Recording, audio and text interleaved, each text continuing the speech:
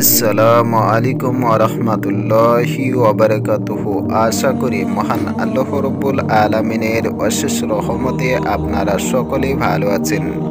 প্রিয় দর্শক, কিয়ামতের দিন যারা সুপারিশ করবেন আর আল্লাহ তাআলা তাদের সুপারিশ কবুল করবেন। হযরত রাসূল করিম সাল্লাল্লাহু আলাইহি ওয়াসাল্লাম ইরশাদ করেন, কিয়ামতের দিন তিন শ্রেণীর লোক সুপারিশ করবে। এক, নবী রাসূলগণ, দুই, উলামায়ে কেরাম ও তিন, শহীদগণ। মেশকাত শরীফ 5370। এছাড়া বিভিন্ন হাদিস থেকে জানা যায় সকল নবী রাসূল, আউলিয়ায়ে কেরাম, আলেম উলামা, কুরআনের হাফেজ, নামাজ, রোজা, কুরআন, দরুদ ইত্যাদি কিয়ামতের কঠিন দিনে এমনকি কবরে সুপারিশ করবে। প্রিয় দর্শক, যে ব্যক্তি কুরআন শরীফ পড়ে এবং কুরআনকে সমুন্নত রাখে আর এর মধ্যে বর্ণিত হালালকে হালাল এবং হারামকে হারাম জানে, আল্লাহ তাকে জান্নাতে প্রবেশ করাবেন এবং তার পরিবারের লোকদের মধ্যে থেকে এমন 10 জন ব্যক্তি সম্পর্কে তার সুপারিশ কবুল করবেন যাদের জন্য জাহান্নাম ওয়াজিব হয়েছে। মুসনাদে আহমদ। আলেম ও নেককার বান্দার সুপারিশ। হযরত আবু সাঈদ খুদরি রাদিয়াল্লাহু আনহু থেকে বর্ণিত, তিনি বলেন, হযরত রাসূল করিম সাল্লাল্লাহু আলাইহি ওয়াসাল্লাম ইরশাদ করেন, আমার উম্মতের কোন ব্যক্তি বিরোটা দলের জন্য সুপারিশ করবে, আবার কেউ বা নিজ আত্মীয় স্বজনের জন্য সুপারিশ করবে, আবার কেউ একজন লোকের জন্য সুপারিশ করবে। শেষ পর্যন্ত আমার সব উম্মত বেহেশতে প্রবেশ করবে। সুনানে তিরমিজি। অন্য এক রিওয়ায়াতে আছে, হযরত আনাস রাদিয়াল্লাহু আনহু থেকে বর্ণিত, হযরত রাসূল করিম সাল্লাল্লাহু আলাইহি ওয়াসাল্লাম ইরশাদ করেন, জাহান্নামীদের সারিবদ্ধভাবে দাঁড় করানো হবে। অতঃপর জান্নাতীবাসীদের মধ্যে থেকে এক ব্যক্তি তাদের নিকট দিয়ে অতিক্রম করবে। ফলে জাহান্নামীদের এক ব্যক্তি তাকে বলবে, হে ব্যক্তি, আপনি কি আমাকে চিনতে পারছেন না? আমি ওই ব্যক্তি যে তৃষ্ণার সময় আপনাকে পানি পান করিয়েছিলাম। তাদের মধ্যে থেকে অন্য এক ব্যক্তি বলবে, আমি ওই ব্যক্তি যে ওজোর জন্য আপনাকে পানির পাত্র দিয়েছিলাম।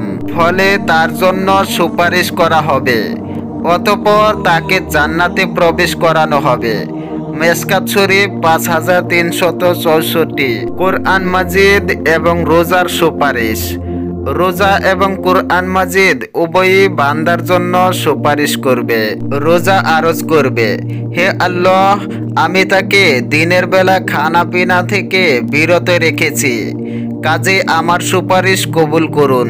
আর কোরআন মাজিদ বলবে, হে আল্লাহ, আমি তাকে রাতের বেলা আরামের নিদ্রা থেকে বিরত রেখেছি, কাজে আমার সুপারিশ কবুল করুন।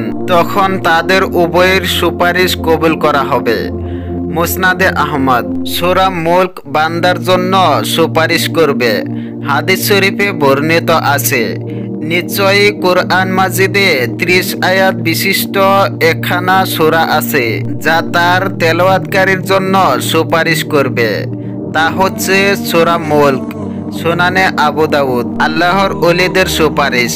হযরত আব্দুল্লাহ ইবনে আবুল জাদওয়া রাদিয়াল্লাহু আনহু থেকে বর্ণিত, তিনি বলেন, আমি রাসূল করিম সাল্লাল্লাহু আলাইহি ওয়াসাল্লামকে বলতে শুনেছি, আমার উম্মতের এক ব্যক্তির সুপারিশে বনী তামিম গোত্রের লোক সংখ্যা থেকেও অধিক লোক জান্নাতে প্রবেশ করবে। সুনানে তিরমিজি। রাসূল করিম সাল্লাল্লাহু আলাইহি ওয়াসাল্লামের শাফায়াতে কুবরার অধিকারী। হযরত রাসূল করিম সাল্লাল্লাহু আলাইহি ওয়াসাল্লাম ইরশাদ করেন, কিয়ামতের দিন আমি হব সমস্ত নবী রাসূলদের ইমাম, আমি হব সুপারিশকারী, এতে আমার কোনো গর্ব নেই। সুনানে তিরমিজি। সহিহ বুখারী শরীফে বর্ণিত আছে, হযরত রাসূল করিম সাল্লাল্লাহু আলাইহি ওয়াসাল্লাম ইরশাদ করেন, কিয়ামতের দিন হাসরবাসীরা বিক্ষিপ্তভাবে ছোটাছুটি করে একজন অন্যজনের নিকট যাবে। অতঃপর তারা হযরত আদম আলাইহিস সালামের নিকট এসে বলবে, আপনি রবের নিকট আমাদের জন্য সুপারিশ করুন। তখন তিনি বলবেন, আমি এখন এ কাজে উপযুক্ত নই। তোমাদের এ ব্যাপারে হযরত ইব্রাহিম আলাইহিসসালামের নিকট যাওয়া উচিত, কেননা তিনি হচ্ছেন পরম করুণাময় আল্লাহর খলিল।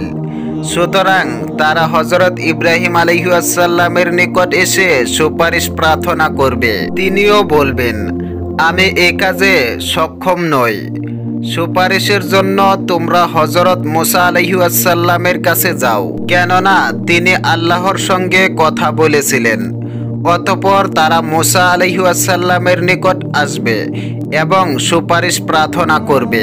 তিনি বলবেন, আমিও সক্ষম নই, তবে তোমাদের হযরত ঈসা আলাইহিসসালামের কাছে যাওয়া উচিত, কেননা তিনি হচ্ছেন রুহুল্লাহ। তখন তারা ঈসা আলাইহিসসালামের কাছে আসবে এবং সুপারিশ প্রার্থনা করবে। তিনিও বলবেন, আমি এ ব্যাপারে সক্ষম নই, তবে তোমাদের হযরত সাইয়্যিদুনা মুহাম্মদ সাল্লাল্লাহু আলাইহি ওয়াসাল্লামের নিকট যাওয়া উচিত। তখন তারা আমার নিকট আসবে আর আমি তাদের আশ্বস্ত করে বলবো, আমি এ ব্যাপারে সক্ষম। তখন আমি আমার প্রতিপালকের নিকট অনুমতি প্রার্থনা করব। সহিহ বুখারী 4712 7510।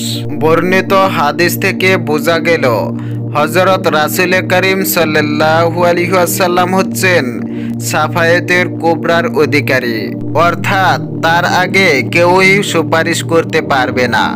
সকল নবী রাসূল, আউলিয়া কিরাম, আলেম নামাজ, রোজা, কুরআন, দরুদ ইত্যাদি সুপারিশ করবে, কিন্তু এসব সুপারিশ হবে শাফায়েতে কুবরা তথা রাসূল করিম সাল্লাল্লাহু আলাইহি ওয়াসাল্লামের সুপারিশের পর। তার কাছে মানুষজন সুপারিশের জন্য আসলে তিনি তাদেরকে ফিরিয়ে দেবেন না, আর সবই হবে দয়াময় আল্লাহর সামনে।